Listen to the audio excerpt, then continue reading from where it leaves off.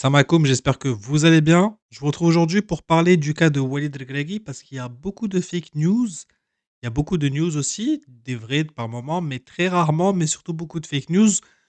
Donc je vais essayer un peu de clarifier la situation depuis justement la fin de la CAN, afin que vous y voyez un peu plus clair le concernant, et concernant également peut-être le futur sélectionneur. Avant cela, juste pour clarifier un petit point, parce qu'on me demande beaucoup qui es-tu? Pourquoi tu as ces informations-là? En fait, j'ai travaillé dans le football national pendant 12 ans, j'étais à la fédération pendant 4 ans, j'ai travaillé au FUS avec un certain Walid Regragui pendant 8 ans.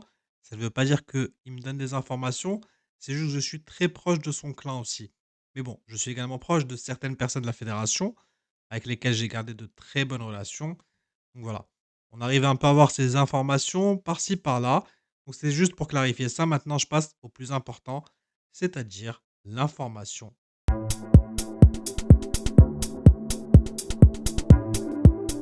Alors, ce qu'il faut savoir, c'est que effectivement, la fédération avait démenti une quelconque démission de Walid Regragui, mais en fait, on parle surtout d'une démission écrite. Ça, effectivement, il n'y a pas eu de démission écrite.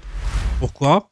Parce que selon justement l'entourage du sélectionneur, il n'est pas question de laisser l'équipe nationale sans sélectionneur, etc., en déposant une démission écrite, comme l'avait fait un certain, si je ne me trompe pas, Hervé Renard, qui avait envoyé une lettre recommandée pour démissionner et forcer justement sa démission.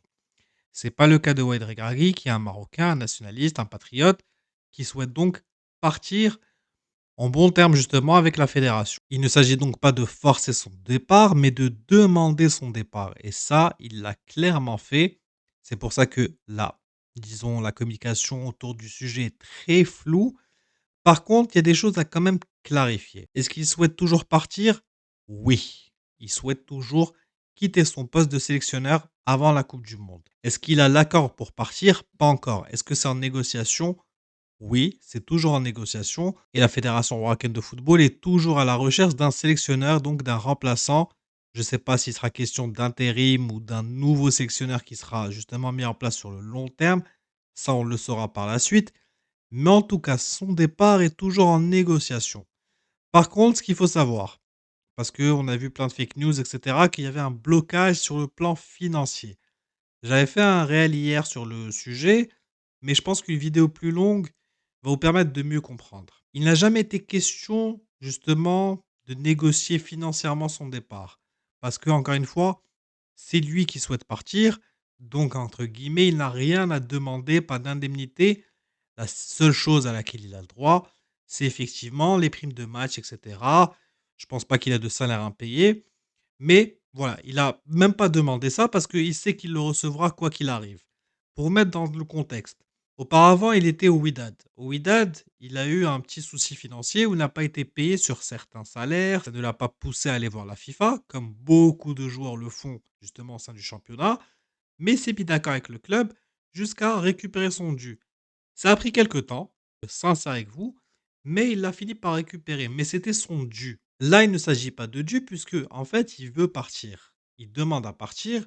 Donc, financièrement, on va être clair, il n'a rien demandé. Il demande juste à être libéré. Sauf que, en tant que Marocain, il ne souhaite pas partir sans que la Fédération royale marocaine de football ne trouve une alternative. Pour le moment, il y a encore une recherche de sélectionneur. Est-ce qu'il sera présent en mars? Je ne peux pas vous le dire parce que ça dépendra encore une fois de la vitesse pour cette recherche-là. Si c'est fait rapidement, bah, il ne sera plus là en mars. Si c'est fait trop lentement, peut-être qu'il sera là en mars. Est-ce qu'il sera là à la Coupe du Monde? J'ai quand même un petit doute. Mais bon, après, c'est le football, on ne sait jamais. Sauf que lui, il souhaite partir. Ça, déjà, c'est une certitude. Mais il n'y a pas de blocage financier. De plus, on a eu aussi d'autres informations, notamment sur les réseaux sociaux, qui ont sorti, entre guillemets, son salaire. J'ai pu voir du 170 000, du 110 000 € par mois, mais tous ces chiffres sont encore une fois faux. Il a en fait le moins bon salaire de l'ère Fawzi Lakja et Ali Fassiferi. C'est-à-dire que là, on parle de Guéret, Taussi, Hervé Renard, Vaidel Luzic, Badou Zaki. Donc on parle de tous ces sélectionneurs-là. Et je pense qu'on pourrait même mettre dans le lot, parce que je connais la rémunération d'un certain Pim Verbeek, lui aussi est au-dessus de Walid Regragui. Il n'a jamais renégocié son contrat depuis la coupe du monde. Il continue avec le salaire qui avait été mis en place. Donc, encore une fois, une autre fake news. Quel est le but derrière ces informations? Est-ce pour essayer de le déstabiliser? De toute façon, il y a rien à déstabiliser au final parce qu'il veut partir. Est-ce salir son image? Je ne sais pas. À qui profite le crime, comme j'aime le dire? On ne peut pas le savoir. Mais en tout cas, financièrement, il y a aucun blocage. Pour le moment, lui attend une réponse de la Fédération royale marocaine de football pour pouvoir quitter son poste. Et cette réponse n'interviendra que si ou au moment où elle trouvera le remplaçant justement idéal pour l'équipe nationale. Pour le moment, il n'y a pas encore de remplaçant visiblement. La Fédération marocaine de football est toujours en recherche, peut-être voire même en négociation, mais ça, je n'ai pas d'informations là-dessus. Je sais juste qu'il y a une recherche. Est-ce qu'il y a des négociations? Je ne sais pas encore une fois. Mais voilà, maintenant, le dossier est clair. Il souhaite partir. Il attend une réponse de la Fédération marocaine de football. Et c'est à ce moment-là, dès qu'il recevra une réponse, qu'on aura sûrement enfin une communication officielle de la part de la Fédération marocaine de football.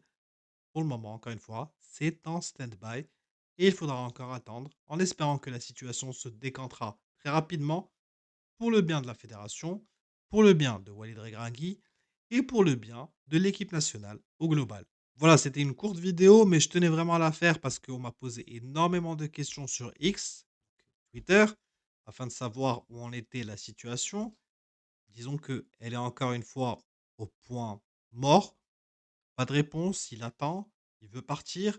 Il y a pas de démission écrite et je vous ai expliqué pourquoi. Maintenant, on espère que quand même la situation se décantera très rapidement. Prenez bien soin de vous. N'oubliez pas de vous abonner, de laisser un petit pouce bleu. Ce sont des petits gestes rapides, gratuits, mais qui aideront énormément la chaîne. Slama.